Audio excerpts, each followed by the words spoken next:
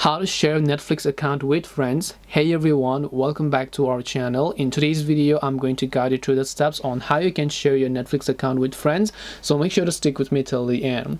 Now it doesn't really matter whether you want to share your Netflix account with your friends or family, because if you want to share your account with friends, depending upon the plan that you're using, you simply need to share with them your email and your password. Because to share a Netflix account doesn't mean you can just add someone as a permission. You have to allow the email and access addresses to them, and then they will be able to log in, select a certain profile that they can watch Netflix with. And it really doesn't matter, but what does matter here is your plan, because if the plan that you select doesn't allow multiple people to watch at the same time, because the basic plan only allows one person to watch at the same time, the mobile plan allows two persons to watch at the same time, the premium ultra HD plan allows more than 4 to 5 people to watch at the same time.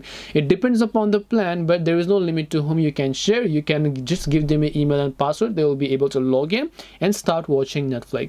And that's all it takes to share your Netflix account with friends. Hope this video was helpful. If you have any questions, feel free to leave them down.